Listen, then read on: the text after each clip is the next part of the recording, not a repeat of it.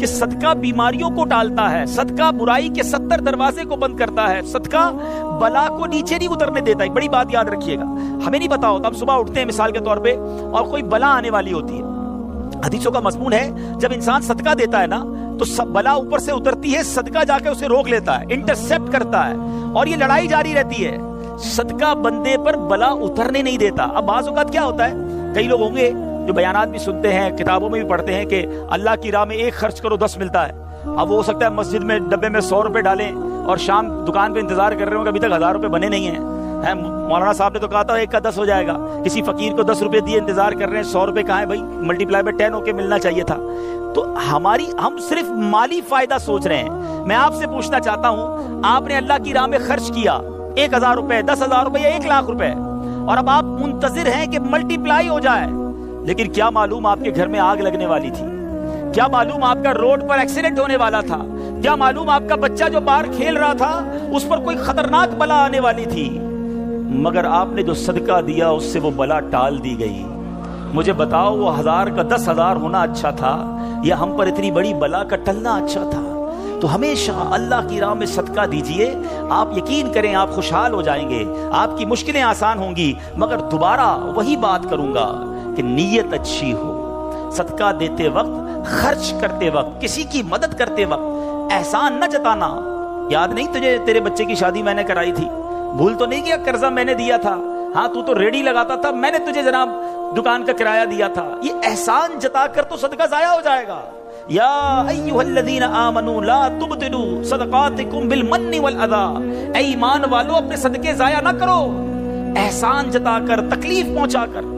تو کچھ لوگ صدقہ دیتے بھی ہیں، مدد کرتے بھی ہیں، پھر ساری زندگی جتا رہے ہوتے ہیں، تو یہ بربادی ہے، یہ نہ کریں۔ بس اللہ کے لیے، اللہ کی رضا کے لیے آپ خرچ کریں اور پھر دیکھیں اس کی برکتیں کیسے ملتی ہیں۔ قرآن میں اللہ تبارک و تعالیٰ اپنی راہ میں خرچ کرنے والوں کو کیسا مژدہ سناتا ہے، کیسی خوشخبری ہے، کیسا فرمان ہے۔ اللہ فرماتا ہے ان المصدقین والمصدقات واقرضوا اللہ قرضا حسنا یضاعف لهم ولهم اجر کریم، بے شک صدقہ دینے والے مرد اور صدقہ دینے والی عورتیں اور وہ جنہوں نے اللہ کو اچھا قرض دیا، ان کے دونے ہیں اور ان کے لیے عزت کا ثواب ہے۔ اب کمال یہ ہے، یہ ایک جگہ نہیں، قرآن میں کئی جگہ اللہ تبارک و تعالیٰ نے قرض کا لفظ استعمال کیا ہے۔ کوئی اللہ کو جو اچھا قرض دے؟ مجھے ایک بات بتائیے، میں آپ میں سے کسی کو کوئی 10,000 روپے رکھوائے اور تھوڑے دنوں بعد کہے کہ ذرا وہ 10,000 میں سے 5,000 روپے دے دو، تو اس 5,000 دینے والے نے کوئی کمال کیا؟ اس کا تو کوئی کمال نہیں نا، پیسے میرے تھے اور میں نے کہا کہ میرے 10,000 میں سے 5,000 مجھے دے دو، کیا کمال کیا؟ میرے پیسے دے واپس دے دیے۔ مگر اللہ کی شان دیکھو، اللہ کی کرم نوازی دیکھو، شان کریمی دیکھو، ہم سب کو دانا دانا اس نے دیا ہے۔ ہم تو پیدا ہوئے تھے، کپڑے بھی جسم پر نہیں تھے، کھانے کو اس نے دیا، پہننے کو اس نے دیا، گھر اس نے دیا، مال اس نے دیا، سب اس نے دیا، مگر جب اس کی راہ میں خرچ کرنے کی باری آتی ہے تو کہتا ہے، فرماتا ہے قرآن میں، ہے کوئی جو اللہ کو اچھا قرض دے؟ اللہ کا مال ہے، ہم نے کیا کمال کرنا تھا؟ ہم خرچ کرتے، وہ کچھ بھی نہ دیتا اس کے بدلے، پھر بھی اسی کا مال تھا۔ مگر مہربانی دیکھو، مال بھی وہ دیتا ہے، توفیق بھی وہ دیتا ہے، خرچ کریں تو ثواب بھی وہی دیتا ہے، عطا بھی وہی کرتا ہے۔ اور علماء نے بڑی زبردست اس میں ڈیبیٹ کی ہے، مفسرین نے بحث کی ہے کہ جناب ان آیتوں میں قرض کا لفظ کیوں لایا گیا؟ اللہ اکبر۔ فرمایا جب آپ اور میں، دنیا میں بندہ کسی کو قرضہ دیتا ہے نا تو امید ہوتی ہے یہ قرضہ واپس ملے گا۔ اگر امید نہ ہو تو پھر یہ قرض نہیں ہے، پھر تو تحفہ ہو جائے گا نا۔ آپ کسی کو تحفہ دے دیں تو آپ کو پتہ یہ واپس نہیں آئے گا، لیکن قرضہ دیتے وقت آپ طے کرتے ہیں کتنے دنوں میں دو گے، کب دو گے، کیسے لوٹاؤ گے، تھوڑی بندہ معلومات بھی کرتا ہے، یار قرضہ دے رہا ہوں واپس ملے گا نہیں ملے گا۔ تو قرض کے جب بھی لفظ لون آئے گا، قرض آئے گا، اس کا مطلب یہ کہ یہ واپس ملنا ہے۔ تو اللہ نے قرآن میں گویا وعدہ فرما لیا ہے کہ تم جو میری راہ میں خرچ کرتے ہو، یہ اللہ کو قرض دینا ہے، یہ تمہیں واپس ملے گا، یہ لوٹایا جائے گا اور زیادہ دیا جائے گا۔ تو ہمیں اللہ کی راہ میں خرچ کرتے وقت یہ ذہن رکھنا چاہیے۔ سبحان اللہ۔ اب بانٹنے سے کیا گھٹتا ہے؟ بڑی خوبصورت حدیث پاک ہے، ذرا سمجھیے گا۔ ایک بار حضرت عائشہ صدیقہ رضی اللہ تعالی عنہا سے مروی ہے کہ اہل بیت نے، نبی پاک کے گھر والوں نے ایک بکری ذبح کی اور پیارے آقا علیہ الصلوۃ والسلام تشریف لائے، بکری ذبح کی اور انہوں نے کچھ تقسیم بھی کر دی۔ حدیث کا مضمون ہے، نبی پاک آئے اور ارشاد فرمایا کہ اے عائشہ کیا بچا ہے؟ بکری کو کاٹا تھا، تقسیم کی، کیا بچا ہے؟ عرض کی گئی کہ حضور کاندھے کے سوا کچھ نہیں بچا ہے. کاندھے کا گوشت بچا لیا گیا ہوگا, باقی بانٹ دیا. نبی پاک نے ایک جملے میں ساری بات سمجھا دی, اگر آپ سمجھ جائیں. آقا نے فرمایا عائشہ کاندھے کے سوا سب بچ گیا ہے. بات آ رہی ہے سمجھ میں؟ کہا کیا گیا حضور؟ کاندھا بچ گیا ہے, کاندھے کے سوا کچھ نہیں بچا. اور نبی پاک نے فرمایا کاندھے کے سوا سب بچ گیا ہے. یعنی جو بٹ گیا ہے وہ بچ گیا ہے. یہ ذہن بنا لو کہ آج میں نے اور آپ نے جو اللہ کی راہ میں خرچ کیا وہی بچا ہے, ورنہ باقی تو کھا کے ختم کر دیں گے نا. اگر ہم مر جائیں گے تو یہ پیسے تو بچوں کے وراثت میں چلے جائیں گے. میرے لیے کیا بچا ہے؟ میرے لیے وہی بچا ہے جو میں نے آگے بھیج دیا ہے, جو بانٹ دیا ہے, جو خرچ کر دیا ہے. عقل اگر آ جائے ہمیں, اللہ کرے کہ ہمیں اس بات کی سمجھ آ جائے کہ آج اگر خوشحالی ہے, آج اگر مال جیب میں ہے, بینکوں میں پڑا ہے, گھر خالی پڑے ہیں, یہ خالی پڑے رہ جائیں گے اور میں دنیا سے چلا جاؤں گا. اگر میں چاہتا ہوں یہ آخرت کے اکاؤنٹ میں جمع ہو جائیں, میں یہ پیسہ لے کر جنت میں جاؤں اور اس پیسوں کے بدلے جنت کی نعمتیں کما لوں, تو مجھے یہاں یہ اللہ کی راہ میں خرچ کرنا پڑے گا. اور یہ بات ہے میرے آخرت کے اکاؤنٹ میں, اور ڈال دوں یار, ابھی آج کل پیسے اچھے ہیں, تھوڑے اور ڈال دوں, جمع ہو جائے, ادھر ملے گا. تو جب بھی آپ کے دن اچھے ہوں, یقین کریں جب آپ کے ہاتھ کھلا ہو, آپ کو لگتا ہے یار اللہ نے بڑا نوازا ہوا ہے, تو فوراً آخرت کے لیے سوچیں. جیسے ہی زیادہ پیسے آتے بندہ سوچتا ہے نا یار آج کل اچھے پیسے ہو گئے, کوئی اچھی جگہ پر گھر لے لیتے ہیں, چلو بچوں کو لے کے کہیں سیر کرانے جاتے ہیں. آپ اپنے پیسے کو دنیا میں انجوائمنٹ کے لیے جب یوز کر رہے ہیں تو اسی پیسے کو آخرت کی انجوائمنٹ کے لیے, آخرت کی لگزریز کے لیے, آخرت کی نعمتوں کے لیے استعمال کرنے کا ذہن بنائیں اور دیتے چلے جائیں. میں یہاں ایک مشورہ بھی دینا چاہوں گا بالخصوص میرے بزرگوں کو, اللہ نے جن کو نوازا ہے, بلکہ میں کہتا ہوں تھوڑے پیسے بھی ہیں نا, یہ میرا مشورہ یاد رکھ لو. اور یہ امیر علیہ سنت نے ایک بار مدنی مذاکرے میں بھی فرمایا تھا. ہم نے الحمدللہ تحدیث نعمت کے لیے عرض کرتا ہوں, الحمدللہ میری والدہ مرحومہ نے, میرے والد صاحب نے, میں نے خود بھی, ہمارے گھر والوں نے, ہم نے اس طریقے پر عمل کیا اور اس کی برکتیں پائی ہیں. تو اچھی نیت سے میں آپ کو بتاتا ہوں کہ ہم دیکھیں دنیا میں ہیں, ٹھیک ہے, ہم نے بہت سارے ایسے جنازے پڑھے ہیں, ایسے سویم میں بھی گئے ہیں, 40ویں میں بھی گئے ہیں, اور جا کے ہم نے مرحوم کے بچوں کو کہا ہے کہ دیکھیں آپ کے ابو جان چلے گئے دنیا سے, کروڑوں روپے چھوڑ کر گئے ہیں, آپ کے ابو نے کتنا کیا آپ کے لیے, اب آپ اپنے ابو کے لیے کچھ کیجئے, کوئی مسجد بنائیے, کوئی مدرسہ بنائیے, کوئی کنواں کھدوائیے, اپنے والد کو ثواب پہنچائیے. تو وہ بیٹا جس کے لیے باپ نے زندگی گزار دی, کروڑوں اربوں روپے چھوڑ کر گیا, وہ کہتا ہے ابھی تو ہاتھ بڑا ٹائٹ ہے, تو ابھی بعد میں کریں گے, تو بعد میں دیکھ لیں گے, اور ہم دیکھتے ہیں اس کے بعد مرحوم کے لیے بظاہر کچھ نہیں کیا جاتا.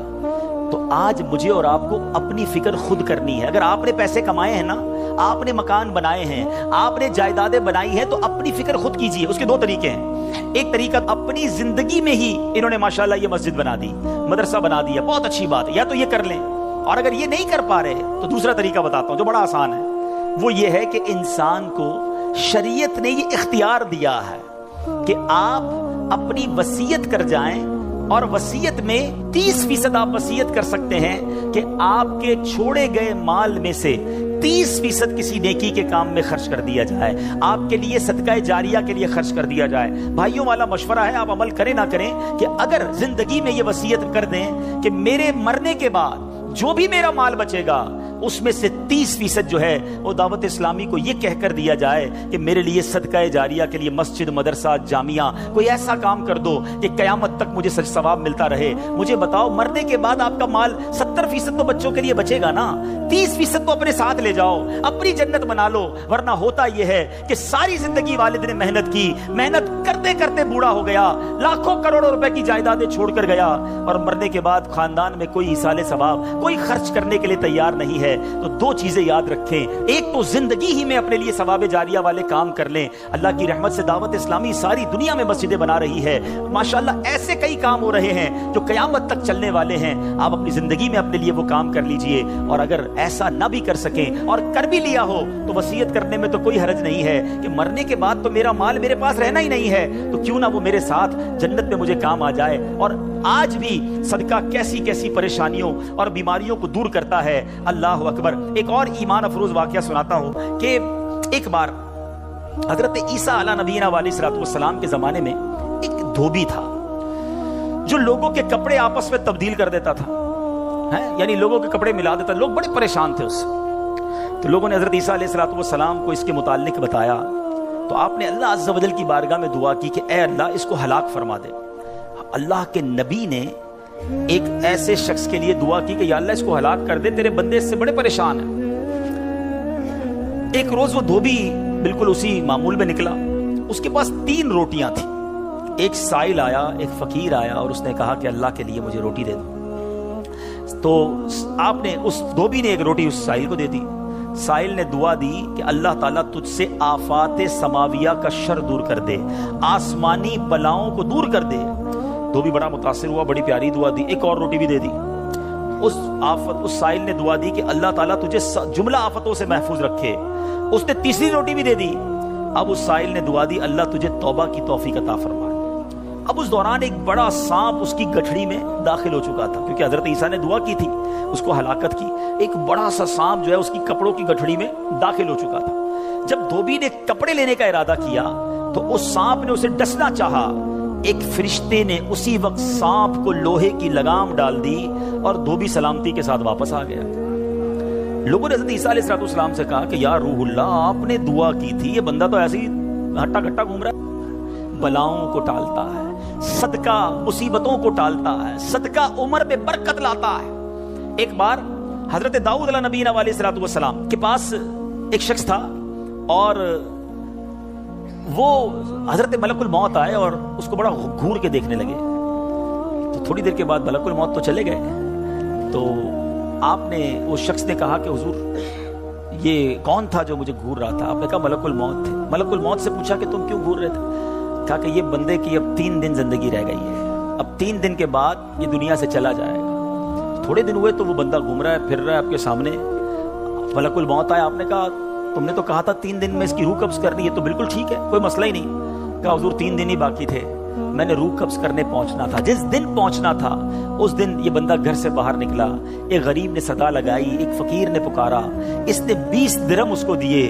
اس فقیر نے اس کو دعا دی، اللہ نے وہ دعا ایسی قبول کی کہ ہر درہم کے بدلے اس کی عمر میں 1 سال کا اضافہ فرما دیا. 20 سال عمر بڑھ گئی ہے اس کی.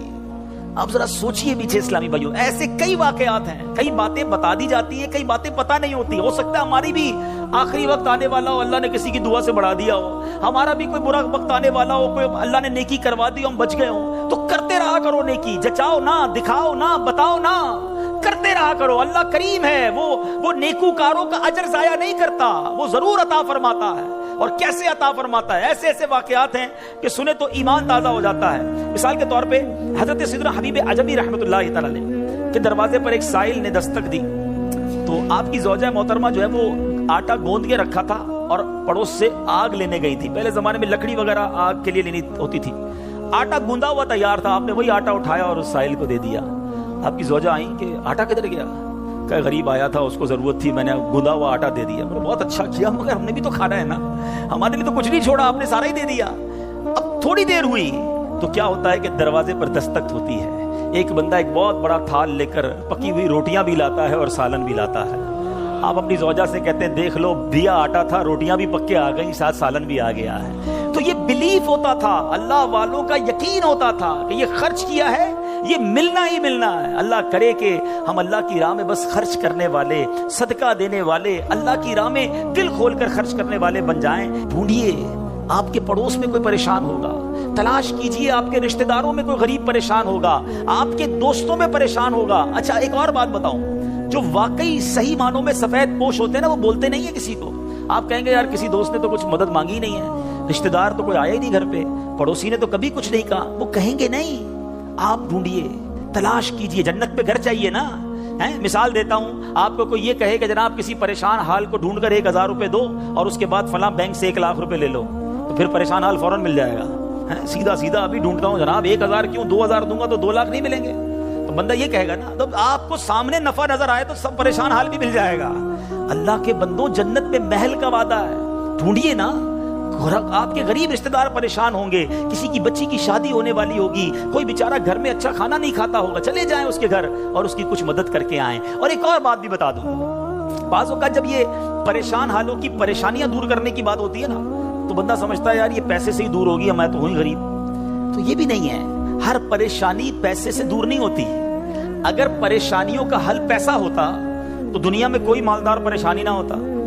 اس کو پریشانی آتی، پیسے خرچ کرتا، پریشانی دور کر دیتا. ایسا نہیں ہے. ہر پریشانی کا مداوا، ہر پریشانی کا سولوشن پیسہ نہیں ہے. آپ کو یہ نہیں کہا گیا کہ جو مالی مدد کرے گا اسے جنت میں محل دیا جائے گا. جو کسی مسلمان کی پریشانی دور کرے، بعض اوقات حوصلہ دینے سے پریشانی دور ہو جاتی ہے، ہمت دلانے سے پریشانی دور ہو جاتی ہے. یار گھبرانا نہیں، میں تمہارے ساتھ ہوں، ٹینشن مت لینا، میں بیٹھا ہوں. بیمار ہے، اس کے گھر چلے گئے، تھوڑی دیر اس کے ساتھ بیٹھے، اسے ڈاکٹر کے پاس لے گئے. کسی کا بیچارے کا کوئی معاملہ ہے تو ساتھ جا کر وہ معاملہ حل کروا دیا. یہ کبھی کبھی کچھ اچھے میٹھے بول بھی پریشانی دور کر دیتے ہیں. لیکن ہمیں اچھے بول بھی تو آنے چاہیے، مسکرانا بھی تو آنا چاہیے، حوصلہ دینے بھی تو آنا چاہیے. سیدی اعلیٰ حضرت امام اہل سنت کمال کی بات لکھتے ہیں. آپ فرماتے ہیں شربت نہ دیں نہ دیں، کریں بات لطف سے. شربت نہیں پلانا، نہ پلاؤ، اچھی بات تو کر لو یار. شربت نہ دیں نہ دیں، کریں بات لطف سے. یہ شہد ہو تو پھر کسے پرواہ شکر کی ہے. بعض اوقات مسکرا کر مل لینا بندے کے دکھ دور کر دیتا ہے. چند اچھی باتیں. ہمیں آ کر کوئی کہتا نا یار بڑی بیمار ہوں، پریشان ہوں، اچھا چلو ٹھیک ہے یار اب کل سے ٹائم پہ آ جانا. ارے اللہ کے بندے، اس نے اپنی پریشانی بتائی، تھوڑا اس سے ہمدردی تو کریں. اچھا کیا ہو گیا، خیر تو ہے، کیسے بیمار ہو گئے، ڈاکٹر کو دکھایا کہ نہیں، میری ضرورت ہے تو بتائیں، کوئی کام ہو تو بتائیں. آپ نے پیسے دیے ان 5 جملوں میں؟ نہیں دیے نا، مگر کیا بتاؤ اس کا درد کم نہیں ہو گیا ہوگا، اس کو حوصلہ نہیں مل گیا ہوگا. یاد رکھو میٹھے اسلامی بھائی، یہ جو الفاظ ہیں نا، ہماری باتیں ہیں، یہ الفاظ زخم پر مرہم کا کام بھی کرتے ہیں اور یہی الفاظ زخم پر نمک کا کام بھی کرتے ہیں. ہم بعض اوقات کسی کے زخموں پر نمک چھڑک دیتے ہیں. وہ پریشان ہے، تکلیف میں ہے، مصیبت میں ہے، اور اس کو ایسا جملہ کہہ دیتے ہیں کہ اس کی پریشانی بہت بڑھ جاتی ہے. اور کبھی کبھی چند اچھے جملے انسان کا غم بھلا دیتا ہے. اللہ کے واسطے اچھا بولنا سیکھیے، نرم ہو جائیے، شفیق ہو جائیے. مثال کے طور پہ کوئی بندہ آیا کہ یار اسکوٹر کا ایکسیڈنٹ ہو گیا، اور میں نے تو پہلے ہی پتا تھا تیرا ایکسیڈنٹ ہونا ہے، تو چلاتا ہی صحیح نہیں ہے، پہلے ہی تیزی سے چلاتا ہے. کیوں چلاتا ہے اسکوٹر جب چلانے نہیں آتی؟ اب بتاؤ بندہ کہ یار ایکسیڈنٹ بھی ہوا ہے، اس کے باتیں بھی سنوں میں، تو یہ زخم پر نمک ہو گیا نا. آپ یہ باتیں بعد میں سمجھا لینا کہ یار تیز مت چلایا کرو، مگر ابھی تو حوصلہ دیں، ابھی تو بیچارے کی طبیعت پوچھیں، ابھی تو اس کی پریشانی دور کریں. تو ایسی بہت ساری مثالیں ہیں کہ جب بھی ہمارے پاس کوئی پریشان حال آئے نا تو اسے اچھی بات کریں، حوصلہ دیں، پریشانی دور کریں. تو انشاءاللہ میں بھی کوشش کرتا ہوں، آپ بھی کوشش کریں کہ انشاءاللہ رجب میں ضرور کسی کی پریشانی دور کریں گے انشاءاللہ. اب یہ بتائیں کہ اللہ کی راہ میں خرچ کیجئے، دل کھول کر خرچ کیجئے. صلو علی الحبیب صلی اللہ تعالی علی محمد.